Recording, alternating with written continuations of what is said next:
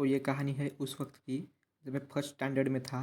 मेरा स्कूल ख़त्म हुए 1 हफ्ता हो चुका था और मुझे गर्मियों की छुट्टी लग चुकी थी। तो वो दिन था रविवार का। सुबह उठकर मैं फ्रेश होकर आराम से शिनचैन देख रहा था कि तभी मेरे दोस्त घर पे आए और मुझे क्रिकेट खेलने के लिए बुलाने लगे। मैंने साफ मना कर दिया कि नहीं आऊँगा, अभी मैं शिनचैन देख रहा हूँ। फिर भी वो नहीं माने। वो मुझे बुलाते रहे और मैं मना करता रहा। लेकिन उन्होंने मेरे डैड को बोला कि अंकल, वैभव खेलने के लिए नहीं आ रहा है, वो बार बार हमें मना कर रहा है। तो डैड मेरे पास आए और कहने लगे, बेटा तेरे दोस्त तुझे बुला रहे हैं। मैंने उनसे भी कहा, डैड मैं नहीं जाऊँगा।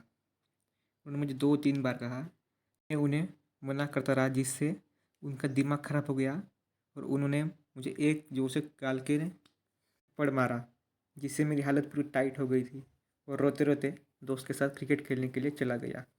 ऐसा कौन करता है यार, तुम ही बताओ।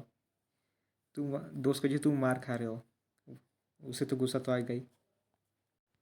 ग्राउंड पे जाने का हमने खेलना शुरू किया। सभी अच्छे से खेल रहे थे, तभी विनय की बैटिंग आई। आप सबको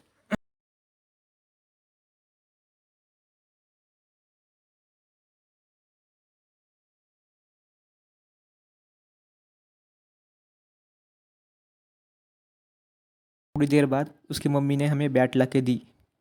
अब हमें बैट तो मिल चुकी थी, लेकिन हमारा खेलने का बिल्कुल भी मन नहीं था। तो इसलिए हम सोचने लगे, अब करे तो करे क्या, क्या किया जा सकता है। इसलिए हम चिप्स खाने के लिए चले गए। वहाँ पे चिप्स खाते वक्त हम सब ने 1:30 बजे मिलने का प्लान बनाया और हम सभी घर आ गए। घर आया, नहाकर खाना खाकर मैं सो गया। करीब 1:30 बजे के पास मेरे दोस्त मेरे घर आए और हम सब एक बंद घर के पास गए, जहाँ पे कई सालों से कोई भी नहीं रहता था। मेरे कुछ दोस्त वहाँ पे पहले से आए थे, जो कि हमसे 3-4 साल बड़े थे। हम वहाँ पे कुछ हम वहाँ पे इधर उधर की बातें करने लगे कि तभी हमारा वहाँ से एक बोलता है कि हम आज आम चुराने जाएंगे। उस वक्त उस वक्त हम तो छोटे थे, हमने भी कह दिया चलो चलते हैं, कुछ नहीं होगा। उस वक्त गर्मियाँ थी,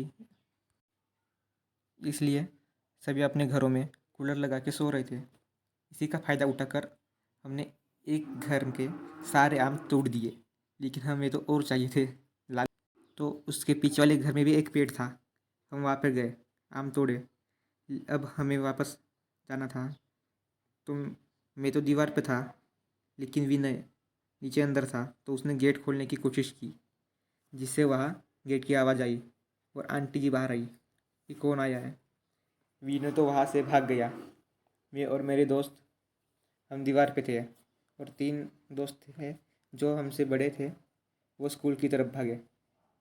अब हम तीनों थे, लेकिन उन्होंने सिर्फ मेरा चेहरा देखा। हम नीचे कूदे और घर से भागने लगे।